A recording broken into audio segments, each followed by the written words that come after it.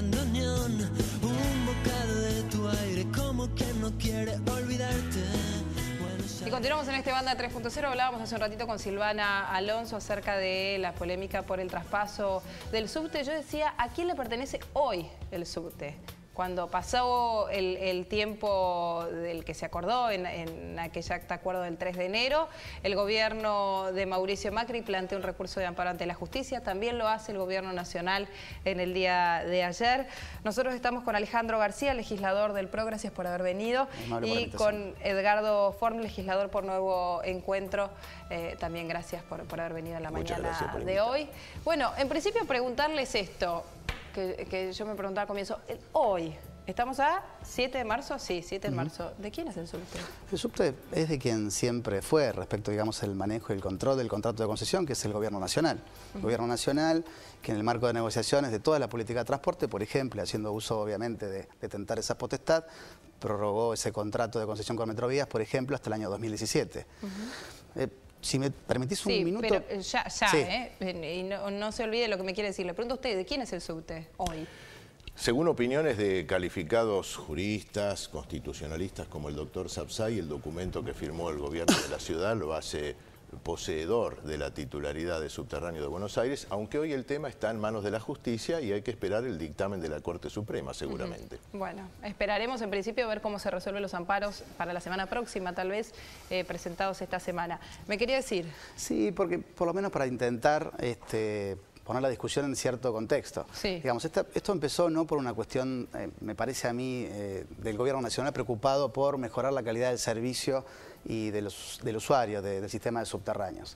Empezó en un marco de ajuste o sintonía fina, definen algunos, en el que tiene que ver con ajuste de tarifas, de servicios. En ese esquema es que el Gobierno Nacional recuerda, entiendo yo, y ese recuerdo lo pongo muy entre comillas, la autonomía de la Ciudad de Buenos Aires. Y es que pide la señora presidenta un esfuerzo al jefe de gobierno en pos de colaborar con la eventual transferencia del sistema de subterráneos. Recuérdese, se firmó un acta remanida últimamente, en el que lo que se inició fue un proceso de diálogo establecido en un marco de 90 días para avanzar en todo lo que fuera necesario en términos de dictados de actos administrativos, de decisiones económicas y redacción de actos jurídicos, porque obviamente este es un acto complejo, es un acto complejo de resolver, requiere una decisión política, pero un acto complejo de resolver.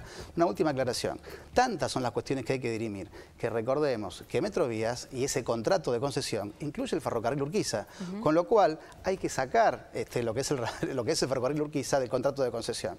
La verdad es que nos tomamos esos 90, empezamos las negociaciones de marco de esos 90 días, pero no hemos encontrado voluntad de diálogo y de avanzar en ese consenso, porque la verdad es que queremos hacernos cargo de subterráneos, pero en un margen de buena fe y de discusión de todos los temas que involucran el eventual traspaso. Diputado, en el acta acuerdo que se firmó decía claramente que el gobierno de Mauricio Macri se iba a hacer cargo al terminar esos 90 días. Digo, porque hay una cuestión de interpretación, por un lado, que seguramente hará la justicia acerca de lo que se firmó. Hay otra cuestión de lo que en verdad dice. No hay utilización de potenciales en ese acuerdo. Se habla acerca de que si el gobierno nacional no continúa brindando la seguridad, entonces Macri podría desistir. Nuria, yo creo que a este tema hay que verlo con un enfoque político, donde el gobierno de la Ciudad de Buenos Aires se victimiza frente al gobierno nacional, elude responsabilidades, transfiere responsabilidades del buen manejo del gobierno, porque gobernar en definitiva es resolver los problemas de la gente, y ya a comienzos de este siglo, o fines del pasado, el 99, hubo una transferencia formal validada o convalidada por la propia legislatura porteña. Entonces, más que entrar en los vericuetos jurídicos o leguleyos de lo que dice la Carta, que por otro lado, como le decía antes, prestigiosos constitucionalistas afirman que el gobierno de la ciudad tiene que hacerse cargo, esto es lo que corresponde. Acá de lo que se trata es de mostrar una dicotomía entre el gobierno nacional y el gobierno de la Ciudad de Buenos Aires, que además está en campaña para el 2015. Entonces se pretende hacerle creer a los porteños que Macri no puede gobernar porque Cristina no lo deja. Yo creo que este es el meollo de la cuestión. Ahora la justicia va a resolver la diferencia en términos judiciales de lo que presentó el gobierno de la ciudad y lo que presentó el gobierno nacional.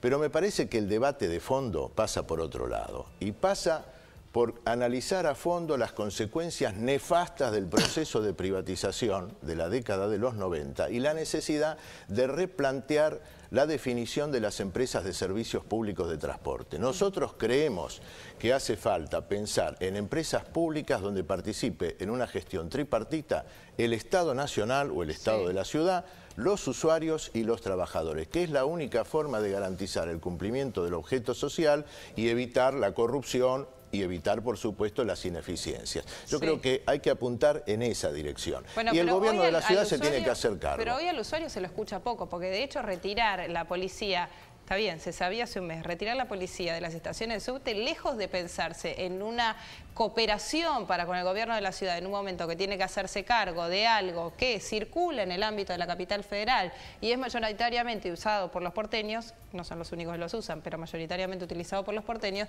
digo, no es cooperar. Es tratar de cada vez más ir intentando ponerle problemas a aquel que se tiene que hacer cargo de algo nuevo. No, de ninguna manera, porque... Discutan entre ustedes, ¿eh? No. Yo les planteo algunas cosas que se me ocurren, pero... Es la primera vez que hablamos con el diputado Ford, asumió recientemente, y celebro hacerlo. Lo que digo es, si a alguien le parece, vos hablabas cuáles fueron las condiciones, en qué términos, si a alguien le parece que en estos cinco cláusulas se puede hacer una transferencia del sistema de subterráneos, la verdad yo soy abogado, entiendo que hay abogados más expertos que yo en la materia, pero esto es lamentable, que la Nación pretenda decir que esta hoja y media, que es poco seria para un estudiante de primer año de abogacía, implica la transferencia del sistema de subterráneos. Es poco serio. A ver, vos decías, el diputado hablaba recién de la década del 90 y demás. Digo, sin duda esa es una discusión. Ahora, me parece que debemos extremar la responsabilidad que implica administrar subterráneos.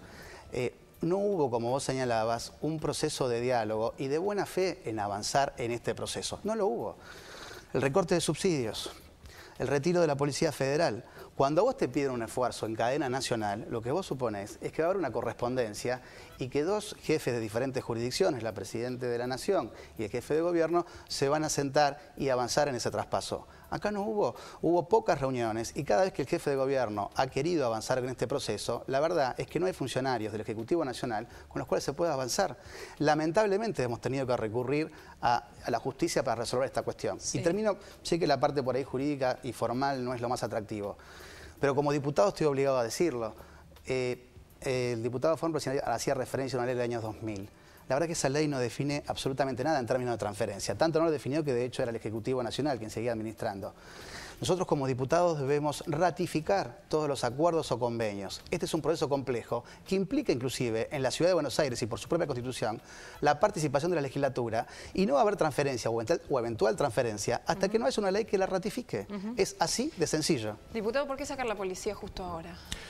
Hay que decir que desde el Ministerio de Seguridad de la Nación se han tomado medidas para garantizar la seguridad de los porteños en barrios de la capital federal de la República con la presencia de la Gendarmería y de la Prefectura. Es decir, que no se han desentendido de la problemática de la seguridad en la Ciudad de Buenos Aires. Es más, hubo un descabezamiento de varias comisarías porteñas precisamente por algunas connivencias demostradas con el narcotráfico, la trata, etc.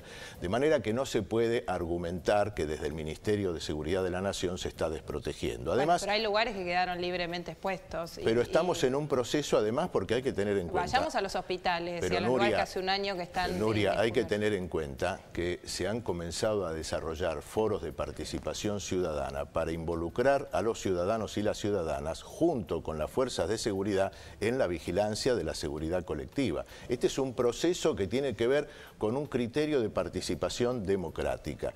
Ese mismo criterio que además establece la Constitución de la Ciudad en el artículo 1 como definición de democracia participativa, es el que creemos que tiene que actuar en el manejo de los servicios públicos.